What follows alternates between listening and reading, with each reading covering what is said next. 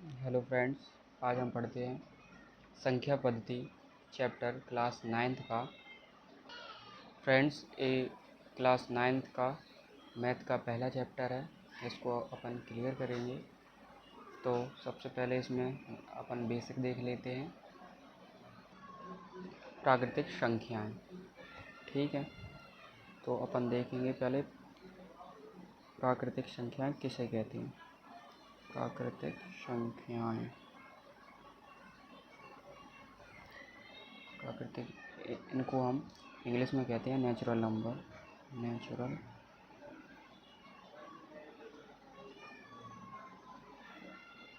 Natural number, ठीक है। इनको अपन काउंटिंग भी कर सकते हैं, मतलब काउंटिंग नंबर भी बोल सकते हैं ऐसे। अब प्राकृतिक संख्या कौन कौन सी होती हैं? तो दोस्तों, जो भी अपन चीज़ें देखते हैं उनको काउंट करते हैं तो उन्हें हम प्राकृतिक संख्या कहते हैं, नेचुरल नंबर्स कहते हैं। जैसे अपन देख लेते हैं, जैसे कोई नंबर है 1 2 3 4 डेड डैश तक, इनफाइनाइट तक अपन कोई भी बोल सकते हैं, तो वो नेचुरल नंबर हो गया। और इन्हें अपन काय से शो करते हैं? इन्हें अपन एन से अपन दर्शाते हैं। अब देखते हैं सेकंड लाइन देखते हैं अपन, पूर्ण संख्याएं किसे कहते हैं। ठीक है, तो पूर्ण संख्याएं,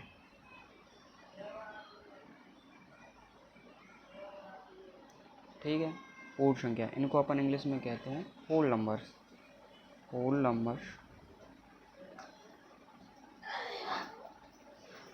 नंबर्स, ठीक है। और इनको अपन कंप्लीट भी बोल सकते हैं, मतलब whole numbers, complete numbers, complete होने चाहिए बस। अब किनको कहते हैं अपन होल नंबर्स, वो देख लेते हैं। जैसे 0 1 2 3 ऐसे इनफाइनाइट तक। ठीक है, देखो नेचुरल नंबर्स में क्या था कि 1 से लेके अनंत तक था कि नहीं।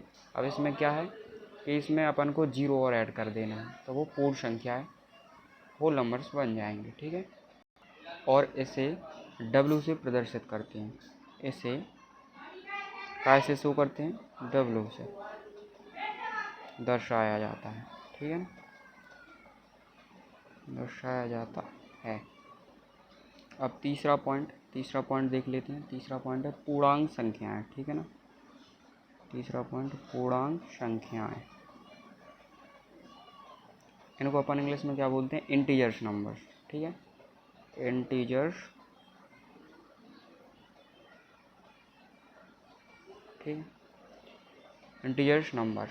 अब कौन कौन क्या क्या होते हैं इंटीजर्स नंबर, देख लेते हैं।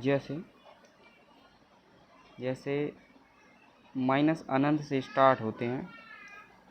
वो मतलब आपने साड़ी तो देखी होगी, जैसे -4 -3 -2 ऐसे 0, ऐसे -1 -2 -3 और ऐसे ऐसे करके प्लस अनंत तक।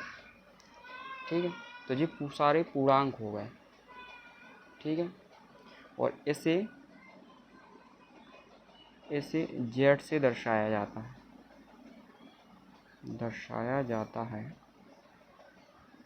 ठीक है ना, ये कंप्लीट हो गया। अब देखते हैं फोर्थ पॉइंट में क्या है? परिमेय संख्या,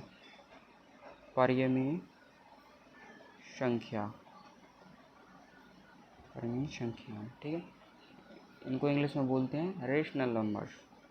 क्या बोलते हैं? Rational numbers.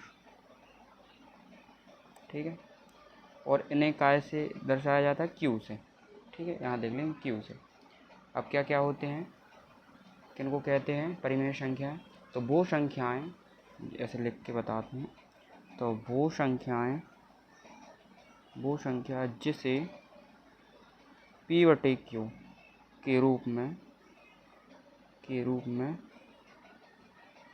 लिखा जा सकता लिखा जा सकता है और जहाँ P व Q, जहाँ P व Q पूर्णांक हों, ठीक है ना, पूर्ण अंक हों और Q बराबर नहीं होनी चाहिए 0 के। ये अपनी शर्त हो गई। और जैसे अपन जैसे में देख लेंगे, जैसे 1/2 देख लेंगे, 1/5 -4/2 कुछ भी लिख लेंगे, जैसे -1/2 और 0/1। ये पूर्ण संख्या दिख रही हैं आपको, एक पूर्ण संख्या, दो पूर्ण संख्या, तो इसको अपन परिमेय संख्या बोल सकते हैं। -4/2 तो -4 पूर्णांक है, ये हमने बोला ना, P व Q पूर्णांक होने चाहिए, तो अंश और हर में पूर्णांक होने चाहिए, पूर्ण संख्या होने चाहिए। अब जैसे इधर देख लीजिए आप, 0 और नीचे हर में 1 लिखा है, तो ये तो अंश में 0 लिखा है और हर में 1। इसमें क्या लिखा है कि Q 0 के बराबर नहीं होनी चाहिए, ठीक है। जब जी Q है ना, तो यहाँ 0 नहीं होने चाहिए, तो इसको भी अपन क्या बोल देंगे, पूर्णांक। क्लियर है। अब अगला पॉइंट देख लेंगे। अब अपन 5th पॉइंट देख लेंगे। तो 5th पॉइंट में अपरिमेय संख्या। अपरिमेय संख्या, ठीक है ना। तो अपरिमेय संख्या किनको कहते हैं, तो पहले इन्हें इंग्लिश में देख लेते हैं। इनको कहते हैं, वो बोलते हैं इर्रेशनल नंबर, इर्रेशनल नंबर, ठीक है ना। अब क्या होते हैं जी, तो वे संख्या जिन्हें P और Q के रूप में नहीं लिखा जा सकता है। परिमेय संख्या में क्या था कि P/Q में उस रूप में लिखा जा सकता है, लेकिन इसमें नहीं लिखा जा सकता है। तो अपन क्या लिखेंगे, वह संख्या जिसको P/Q के रूप में नहीं लिखा जा सकता है, P/Q के रूप में नहीं लिखा जा सकता है, उसे कहते हैं अपरिमेय संख्या। तो कौन कौन सी होती हैं अपरिमेय संख्याएं, जैसे √2 हो गया, √3 हो गया, √6 हो गया, √7। √4 नहीं लिख सकते, क्यों, √4 का वर्गमूल 2 आ जाएगा, तो वो नहीं होगा ना, वो परिमेय संख्या हो जाएगा फिर, ठीक है। अपन को कैसे क्लियर करेंगे, प्रूफ दो। तो जैसे अपन लिख लेंगे, √2/1, ठीक है। तो इसको, ये परिमेय संख्या है क्या, कैसे पता करेंगे, तो इसको अपन P/Q के रूप में ऐसे लिख लेंगे। तो जो P है ना, जो P है वो √2 है और जो Q है वो 1 है, ठीक है ना। तो जो Q है ना, वो तो है पूर्ण संख्या, लेकिन P है ना जो, वो पूर्णांक नहीं है, पूर्ण संख्या नहीं है। तो अपन को P और Q पूर्णांक ही लेना है, ठीक है।